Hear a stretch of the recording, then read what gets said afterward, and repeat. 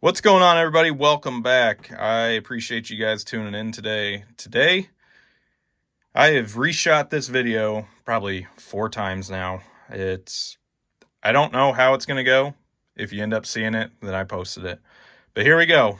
On the left, we got USA. On the right, we've got Russia. So stay tuned. I'm going to show you what it's about.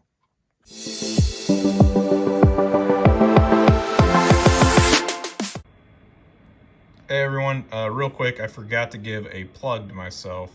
I was here editing and I forgot to do this, but you can jump online and then we have merch that you guys can go check out. A bunch of different styles. We got some tri-blends, we got some stuff for the women, we got some hoodies, again for the women and men. Some different designs here. We got some mugs, some cups, and some stickers. So not really making any money off this, but if you guys want to go out there and you want to support the brand, wear it around with pride, really appreciate it. So I'll put the description or put the link down in the description for you guys. You go check it out, get some merch for you. All right, so like I said, USA on the left, Russia's on the right. Which one's better? Well, you already know which one I use every day. So the worksharp USA, in my opinion, is better than the Russian TSprof KO3 on the right-hand side here. And I'm going to tell you why. And it's not for the reasons that you're thinking right now, although we'll leave that for a different day.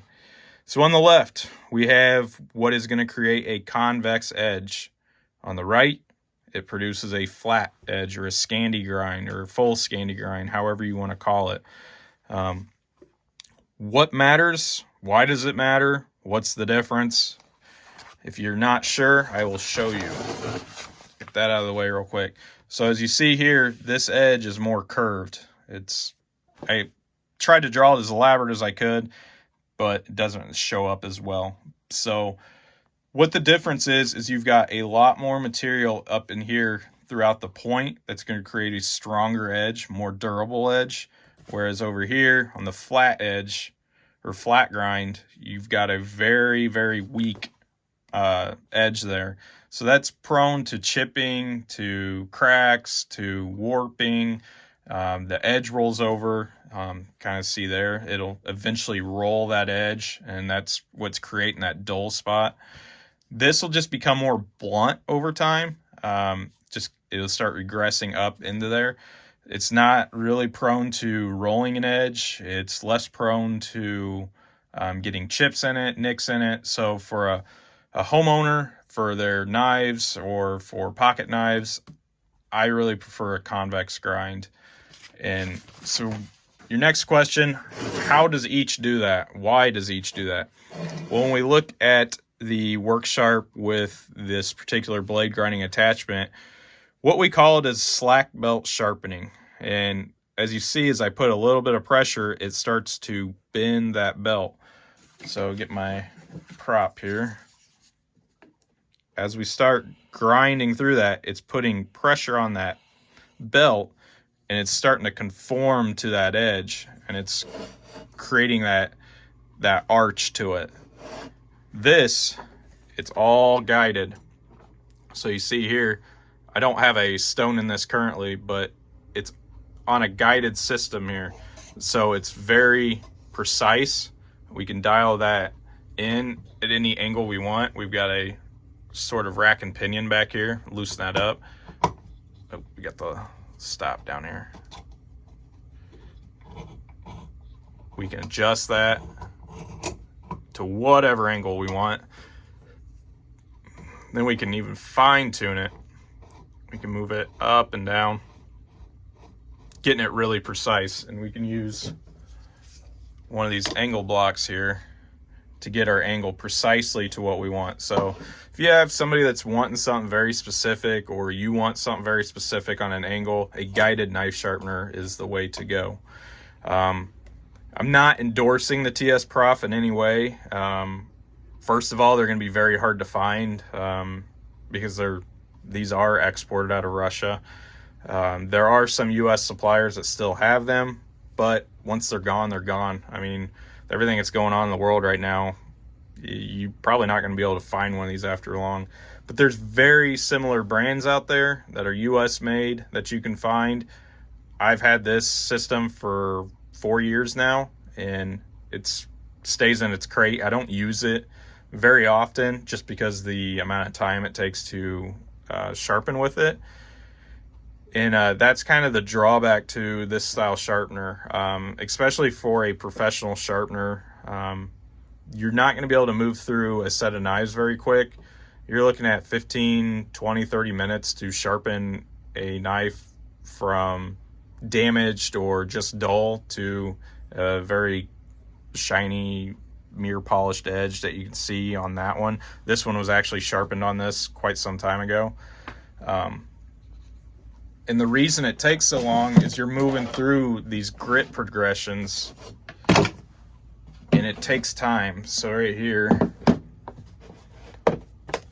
I've got a case that's got all my different stones in it. I mean, we're starting at 150, and we go all the way up to, oh, wrong way, a 10,000. That's 10,000 grit that we can go up to. And you can't really skip a grit because you got to remove the scratches before it if you're wanting that mirrored edge that we're getting on there. If you jump too high of a grit, you're going to still see those scratches left from the last pass, and you won't be able to get rid of them, or you're just going to have to work really, really long to get those out of there. So it takes a lot of time. I think there's 9 different stones in here that I typically work through to get up to that mirrored edge, where I can go through a matter of 6 belts and get the same looking finish with this. It just takes far less time. We're talking maybe 2 minutes to take a damaged knife that's got a chip in it, or maybe the points broke off of it, and we can completely refinish it and get it looking good again, just as shiny as this one over here, in a mere fraction of the time.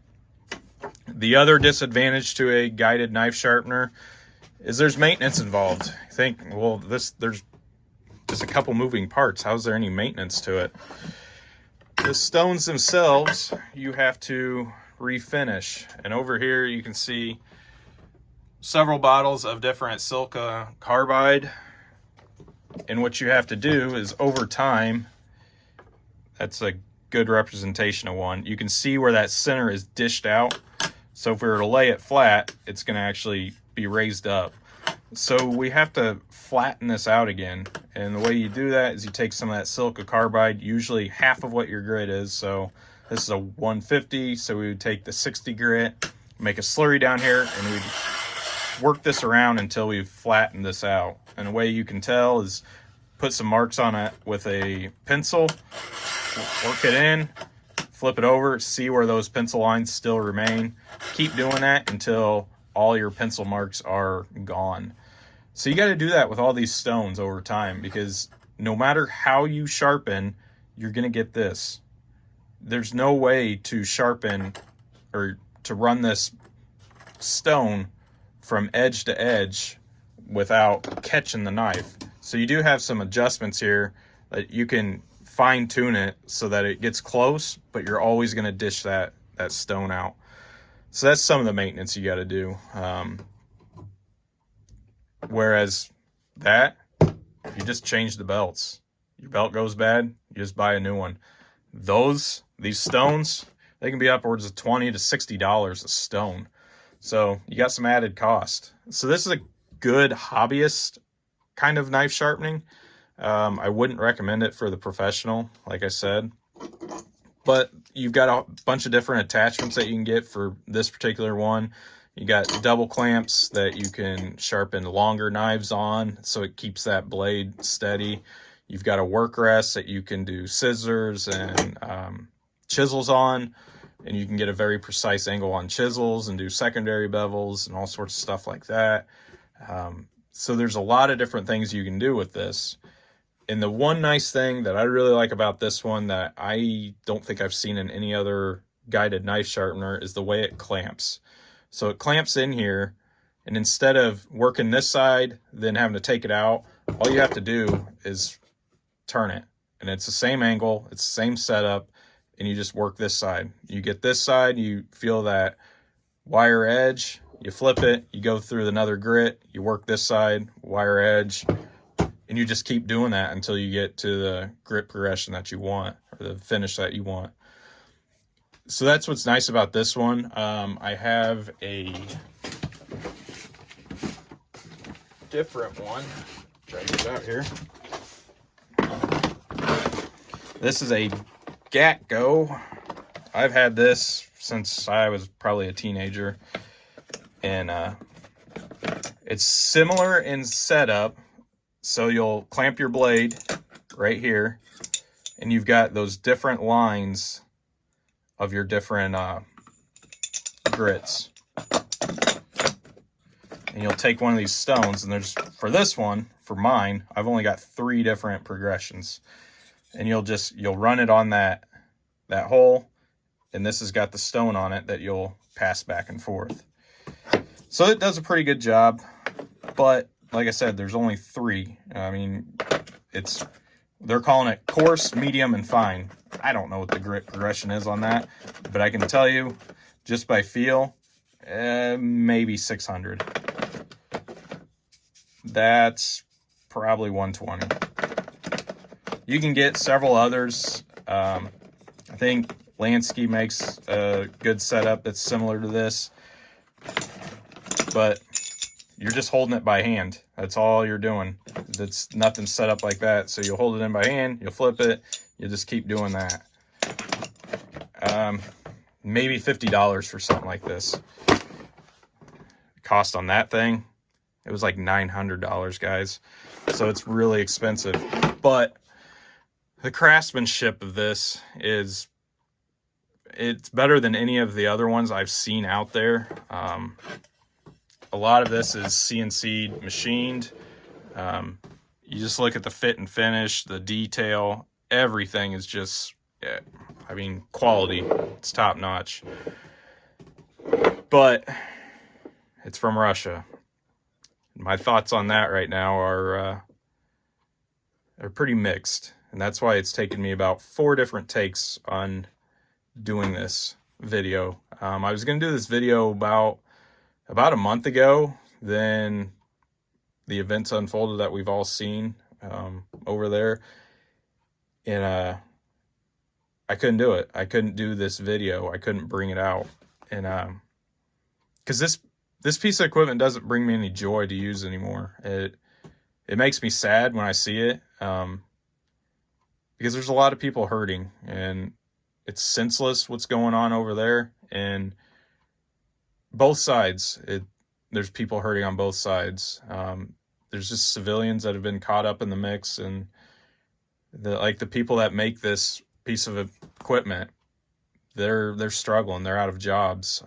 They didn't ask to be involved in this, and it's really sad. And that's what this brings up for me when I pull this out, is that sadness that's over in the world right now. And as good friend Cody over at Wrangler Star says, does it give you the fizz? This used to give me the fizz, and if you know what I mean, you know what I mean. It doesn't anymore. It doesn't bring me joy. It doesn't bring me happiness, although it does a fantastic job. I don't want to use it. I don't want to bring it out. Just because of where it's from. And I think that's pretty sad that I bought this 4 years ago when times were fine. And now that times are different, just because of where something was made, it took the joy out of it. Whether that's right or wrong, guys, I don't know. That's just being honest and how I feel with this. Let me know what you think about it. Should I get rid of it? Should I keep it? Should I donate it? Should I just put it back in the hole that it came out of? It sits in this crate. This is what it came with. It came in this box, which I thought was pretty neat. And it just sits under my workbench. And it's sat there for probably the last year because I haven't used it much, just because of the time that it takes. But it might sit down there longer now. I don't know. It's kind of troubling times. But let me know what you think. Let me know if you want to see a knife sharpened on this. I just kind of gave you a quick overlook of how this works. I mean, come on, you could sit here and do this all day. I mean, it's got that detent, it spins, it's on ball bearings. I mean, it's well manufactured, but it doesn't bring joy to my life. But look at that shine on that knife. All right, so we're rambling on. We've gotten way off topic. We're talking about things in the world that we can't control, but here we are. So basically, we come back to the drawing again. Convex flat edge. Guided knife sharpener, no matter the make, no matter the model, no matter where you get it from in the world, whether USA or whether from Russia, it's going to put a flat grind that is going to be more susceptible to chips, but it will be sharper than a convex edge that you're going to get from a slack belt sharpener such as a worksharp. Whether it's the worksharp, whether it's any other brand that's out there, you're going to get a convex edge. Which one do I like the best? Convex edge. It produces a longer lasting edge. So I guess for me, it's kind of a double-edged sword. I'm in the business to sharpen knives, but I don't want my customers to have to bring them back all the time because they're dulling out because I'm putting an inferior edge on it. And I think flat grind is inferior. If you have the choice, convex edge, it's the way to go. It's going to create just sharp of an edge that you're going to notice. I mean, this is probably going to dull out quicker, going to get damaged easier, especially if you're using dishwasher. Don't recommend using dishwasher, but I know you guys. I know you're using dishwashers with your knives. Use a convex edge. Put a convex edge on it. You're going to be much happier. You're going to see better results. Even with those steels that don't hold an edge as well, some of your cheap Chinese steels, flat edge, it's going to round over real quick. Convex edge would be a lot better for you. So there you go, guys. I don't know if this video has turned into anything. We'll see. As always, hit that like button, hit the subscribe button. We'll see you on the next one, and God bless.